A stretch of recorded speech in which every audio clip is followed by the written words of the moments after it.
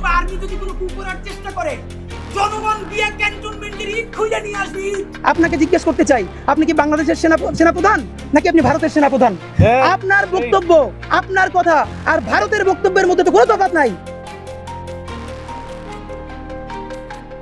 হাদি হত্যাকাণ্ডের তদন্ত কি তবে এক ভয়ঙ্কর মোড় নিতে যাচ্ছে? কেন বলা হচ্ছে শুটার ফয়সালকে জীবিত ধরা প্রায় অসম্ভব? আর কি সেই নেপথ্যের কারিগর যার নাম শুনলে কেঁপে উঠবে শক্ত ভিত? সেনাপ্রধানকে নিয়ে হাদির সেই জ্বালাময়ী বক্তব্য কি তার জন্য কাল হয়ে দাঁড়ালো? আজকের প্রতিবেদনে থাকছে হাদি হত্যা রহস্যে এমন কিছু তথ্য যা আপনার চিন্তার জগৎকে ওলটপালট করে দেবে। এতদিন আমরা শুনে আসছি, হয়তো তার চেয়েও ভয়ঙ্কর সত্য অপেক্ষা করছে পর্দার আড়ালে। পুলিশ প্রশাসন এখন নড়ে চড়ে বসেছে। গোয়েন্দা সংস্থা ডিজিএফআই এর একটি সূত্র দাবি করছে হাদি হত্যাকাণ্ডের মূল শিকড় অনেক গভীরে। ফয়সাল করিম মাসুদ ভারতে পালিয়ে গেছে বলে যে খবর ছড়িয়েছে তার কোনো শক্ত প্রমাণ নেই, বরং আশঙ্কা করা হচ্ছে ফয়সালকে যদি জীবিত উদ্ধার করা যায় তবে থলি থেকে এমন এক বিড়াল বেরিয়ে আসবে যা রাষ্ট্রের গুরুত্বপূর্ণ স্তম্ভগুলোকে কাঁপিয়ে দিতে পারে। এই কারণেই কি তবে ঘাতককে জীবিত ধরার পথ রুদ্ধ করা হচ্ছে? ভিডিও এই অংশে আমরা ফিরে যাব হাদির এই সাহসী দিনগুলোতে। শরীফ ওসমান হাদি কেবল একজন সমন্বয়ক ছিলেন না, তিনি ছিলেন অন্যায়ের বিরুদ্ধে এক নির্ভীক কণ্ঠস্বর। সেনাপ্রধান ওয়াকারুজ্জামানকে উদ্দেশ্য করে তার সেই ঐতিহাসিক প্রশ্ন, ওয়াকার, আপনি কি বাংলাদেশের সেনাপ্রধান নাকি ভারতের? এবং সেনাবাহিনীগুলো ক্যান্টনমেন্টের সব ইট খুলে নিয়ে আসবো।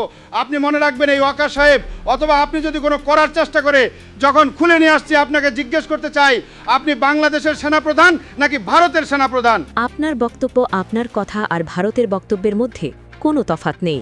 এই বক্তব্যগুলো কি তাকে প্রভাবশালী মহলের চক্ষুশূল করে তুলেছিল? অনেকেই সন্দেহ করছেন এই সরাসরি চ্যালেঞ্জ হয়তো হাদির জীবনের সবচেয়ে বড় ঝুঁকি হয়ে দাঁড়িয়েছিল। ইনকিলাব মঞ্চ পরিষ্কার জানিয়ে দিয়েছে তারা কোনো বন্দুকযুদ্ধের নাটক দেখতে চায় না, তারা চায় খুনি ফয়সালকে জীবিত গ্রেপ্তার করা হোক। কেন এই দাবি? কারণ অতীতের ফ্যাসিবাদী শাসন আমলে দেখা গেছে গুরুত্বপূর্ণ মামলার তথ্য ধামাচাপা দিতে আসামিকে ক্রসফায়ারের নামে সরিয়ে দেওয়া হতো। হাদি হত্যার মাস্টারমাইন্ড কি তবে সেই একই পুরনো দাবার চাল চলছে? ফয়সাল যদি মারা যায় তবে আসল হোতার নাম কোনো দিনই প্রকাশ্যে আসবে না, এই আশঙ্কা এখন জনমনে তীব্র। হাদি হত্যাকাণ্ডের পর সরকার নড়ে চড়ে বসেছে। জুলাই বিপ্লবের সম্মুখ সারির যোদ্ধা ও সমন্বয়কদের জীবনের ঝুঁকি বিবেচনায় তাদের জন্য বিশেষ নিরাপত্তা ও গানম্যানের ব্যবস্থা করা হয়েছে। তালিকায় রয়েছেন নাহিদ ইসলাম, হাসনাত আবদুল্লাহ ও ডাক্তার শফিকুর রহমান সহ বেশ কয়েকজন শীর্ষ নেতা। এমনকি ব্যারিস্টার আন্দালিব রহমান পার্থ ও জুনাইদ সাকির মতো নেতাদেরও নিরাপত্তা জোরদার করা হয়েছে। শহীদ তাদের পরিবারকেও দেওয়া হচ্ছে বিশেষ পুলিশি প্রহরা। এটি কি তবে কোনো বড় ষড়যন্ত্রের আভাস যা রাষ্ট্র আগেভাগেই টের পেয়েছে? গত রবিবার রাষ্ট্রীয় অতিথি ভবন যমুনায় এক উচ্চ পর্যায়ের বৈঠকে প্রধান উপদেষ্টা ড. মোহাম্মদ ইউনুস স্পষ্ট নির্দেশ দিয়েছেন, নির্বাচনের আগে যে কোনো মূল্যে হাদির খুনিদের ধরতে হবে। পুলিশ জানিয়েছে সিসিটিভি ফুটেজ দেখে ইতোমধ্যে ৩১ জনকে শনাক্ত করা হয়েছে এবং ৬ জনকে গ্রেপ্তার করা হয়েছে। এদের মধ্যে কাশেম ফারুকি ও সাইদুর রহমানের মতো ব্যক্তিদের নাম উঠে এসেছে। চট্টগ্রামের ভারতীয় উচ্চ কমিশনের পাশে বিশৃঙ্খলাকারীদেরও চিহ্নিত করা হয়েছে। সরকার এখন জিরো টলারেন্স নীতিতে এগোচ্ছে। শরীফ ওসমান হাদি হত্যার বিচার কেবল একটি পরিবারের বিচার নয়, এটি জুলাই বিপ্লবের চেতনার বিচার। অপরাধী যদি পাহাড়ের চূড়ায় বা মাটির গভীরে লুকিয়ে থাকে, তাকে খুঁজে বের করাই হবে এই প্রশাসনের সবচেয়ে বড় চ্যালেঞ্জ। আমরা চাই না তাদের রক্ত বৃথা যাক। আল্লাহ হাদি ভাইকে জান্নাতুল ফেরদৌস দান করুন এবং দেশ থেকেই খনি মাফিয়া চক্র নির্মূল হোক। বন্ধুরা, হাদি হত্যাকাণ্ডের নেপথ্যে থাকা এই মাস্টারমাইন্ড নিয়ে আপনার কি ধারণা?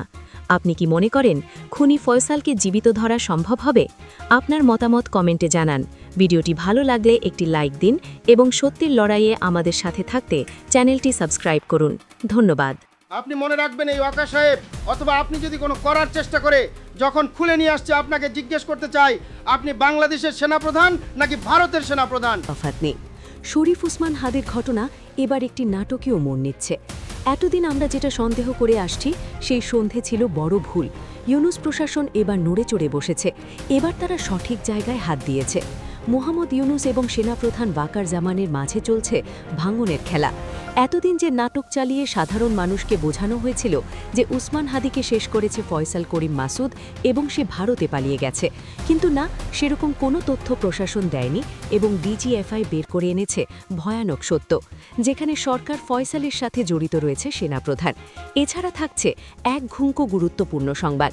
জুলাই যোদ্ধা সমন্বয়ক ও সংসদ সদস্য প্রার্থী ও বিভিন্ন রাজনৈতিক দলের শীর্ষ নেতাদের ব্যক্তিগত নিরাপত্তা নিশ্চিতে উদ্যোগ নিয়েছে সরকার। এরই অংশ হিসেবে জুলাই আন্দোলনে অংশগ্রহণকারী সম্মুখ সারির কয়েকজনকে গানম্যান দেওয়া হয়েছে। নাহিদ ও হাসনাত সহ কারা পেলেন এই গান, তা নিয়েও থাকছে প্রতিবেদন। হাদি হত্যার পেছনে এমন একজনের হাত রয়েছে বলে মনে হচ্ছে, যার কারণে খুনিকে জীবিত ধরা প্রায় অসম্ভব। কারণ যদি শুটার ফয়সাল করিম মাসুদকে জীবিত উদ্ধার করা হয়, তবে ফাঁস হয়ে যাবে তার সাথে জড়িত থাকা থলে আসল বিড়াল। কে সেই দাবার চালের মূল কারিগর, যার কারণে ফয়সালকে জীবিত উদ্ধার সম্ভব নয়, আর উসমান হাদির সাথে ওই মাস্টারমাইন্ডের কি এমন সাপে নেউলে সম্পর্ক, যার কারণে দুনিয়া থেকে সরিয়ে দেওয়া হলেও উসমান হাদিকে ভিডিওর শুরুতে আপনি উসমান হাদির একটি বক্তব্য শুনে থাকবেন, যেখানে সেনাপ্রধান ওয়াকারকে নিয়ে উসমান হাদি জ্বালাময়ী কিছু শব্দবোমা দিয়েছেন। ভয়ঢরহীন জ্বালাময়ী বক্তব্যে এরকম কিছু কথা ছিল, সেনাবাহিনী কু করলে ক্যান্টনমেন্টের সব ইট খুলে নিয়ে আসব, বলেছিলেন উসমান হাদি। হাদির আরও একটি বক্তব্যে একটি কথা এমন ছিল, ওয়াকার আপনি কি বাংলাদেশের সেনাপ্রধান নাকি ভারতের? একজন সেনাপ্রধানকে নিয়ে এরকম জ্বালাময়ী বক্তব্য এর আগে কেউ দিতে পেরেছে কিনা জানা নেই, কিন্তু উসমান হাদি শব্দবোমা ঠিকই দিয়েছেন। আর এটাই কি তার জন্য কাল হয়ে দাঁড়ালো, যার জন্য দিতে হলো নিজের জীবন? গতকাল রাত থেকে একটি রহস্যজনক ঘটছে সামাজিক মাধ্যম জুড়ে। একটি লাইনকে কেন্দ্র করে বেশ উত্তেজিত জনসাধারণ, যেখানে বলা হয়েছে হাদি হত্যার পেছনে এমন একজনের হাত রয়েছে বলে মনে হচ্ছে, যার কারণে খুনিকে জীবিত ধরা প্রায় অসম্ভব। কিন্তু হাদিকে শেষ করার পেছনে কে এই মাস্টারমাইন্ড? আপনি যার কথা ভাবছেন সেই শাহিন চেয়ারম্যান নয়। সন্দেহের তীর এবার তীব্র হয়েছে সেনাপ্রধান ওয়াকার জামানের দিকে। কিন্তু কেন সেই সন্দেহ? ফয়সালকে জীবিত উদ্ধার অসম্ভব এমন কথা যখন সামাজিক মাধ্যমে বেশ আলোচনায়, তখন ইনকিলাব মঞ্চ থেকে দেওয়া হয়েছে কড়া হুঁশিয়ারি, যেখানে বলা হয়েছে খুনিকে দ্রুত জীবিত গ্রেপ্তার চাই, বন্দুকযুদ্ধের কোনো নাটক দেখতে চাই না। ইনকিলাব মঞ্চের ফেসবুক পেজ থেকে এরকম হুঁশিয়ারি দেওয়ার পর ঘটনা আরও গভীরে যাচ্ছে। ধারণা করা হচ্ছে বিগত শেখ হাসিনার আমলে যেরকমভাবে গুরুত্বপূর্ণ কিছু কেস বন্ধ করে দেওয়া হতো বন্দুকযুদ্ধের কথা বলে, ঠিক সেরকম একটি ঘটনা ঘটতে যাচ্ছে ওসমান কাদিরের মেলাতে। আর সেই ঘটনার মূল পরিচালক ওয়াকার। তবে কি সত্যি ফয়সালকে জীবিত উদ্ধার সম্ভব নয়, সেটা হয়তো সময় বলে দেবে। এছাড়া বাংলাদেশের ভূ রাজনৈতিক মানচিত্রে অস্থিরতা ও কিছুটা আতঙ্কের ছায়া ঘনীভূত হচ্ছে। গত বছরের ৫ আগস্টের ছাত্র জনতার ঐতিহাসিক বিপ্লবের পর রাষ্ট্রের সার্বভৌমত্ব এবং জনগণের মৌলিক অধিকারের প্রশ্নে যারা আপোষহীন, তাদের টার্গেট করা হচ্ছে। বিশেষ করে ভারতের একপক্ষ নীতি এবং আধিপত্যবাদের বিরুদ্ধে যারা রাজপথ এবং কলমে সোচ্চার, তাদের স্তব্ধ করে ১০০ প্রসারের নীল নকশা বাস্তবায়নের কিছু গুরুত্বপূর্ণ ইঙ্গিত পাচ্ছে নিরাপত্তা সংস্থাগুলো। সম্প্রতি ইনকিলাব মঞ্চের সংগঠক শরীফ উসমান হাদির উপর প্রকাশ্য দিবালোকে সাবেক ছাত্রলীগ নেতা ফয়সাল করিম মাসুদের গুলি এই আশঙ্কাকে রাজপথ থেকে নীতি নির্ধারণী মহলে এনে দিয়েছে। নিরাপত্তা সংশ্লিষ্টদের মতে বাংলাদেশের অভ্যন্তরীণ রাজনীতিতে দিল্লির প্রভাবমুক্ত স্বাধীন পররাষ্ট্র নীতির দাবি তোলা ব্যক্তিরাই এখন একটি বিশেষ হিট লিস্টে লক্ষ্যবস্তু।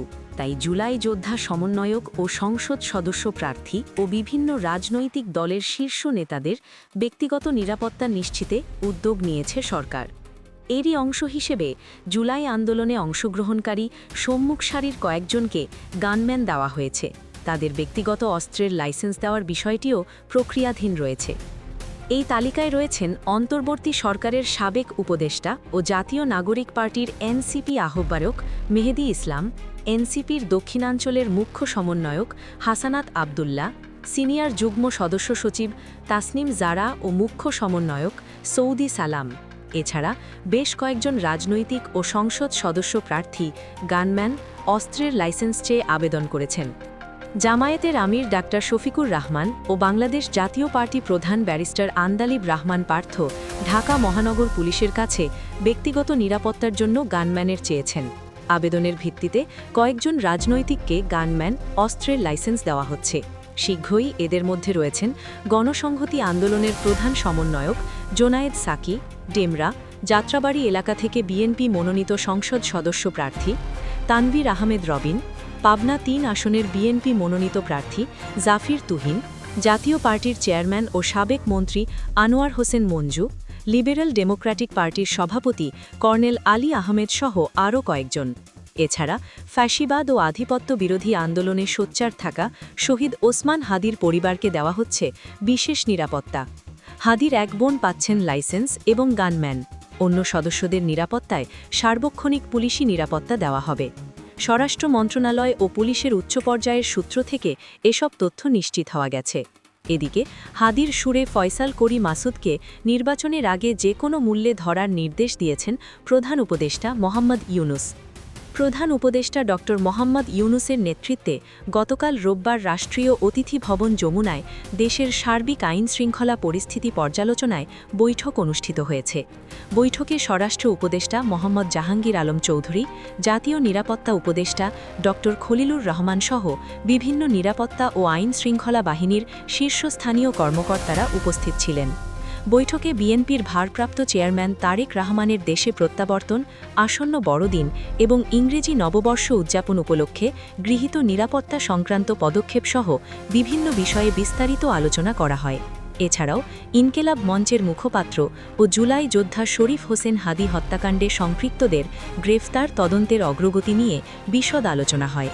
পুলিশের পক্ষ থেকে প্রধান উপদেষ্টাকে জানানো হয়, সম্প্রতি দুটি জাতীয় দৈনিক ও দুটি সাংস্কৃতিক সংগঠনের কার্যালয়ে হামলার সঙ্গে জড়িত সন্দেহে ভিডিও ফুটেজ দেখে ইতোমধ্যে ৩১ জনকে শনাক্ত করা হয়েছে।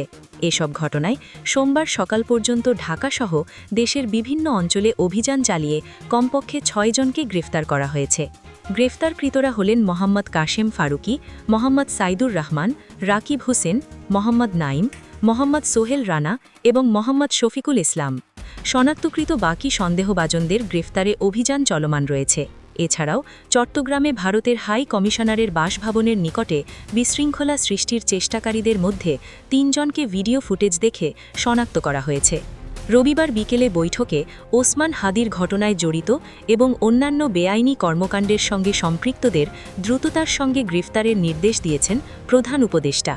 বৈঠকে প্রধান উপদেষ্টা বলেন, আসন্ন জাতীয় নির্বাচনের আগে যে কোনো মূল্যে আইনশৃঙ্খলা পরিস্থিতি স্বাভাবিক রাখতে হবে।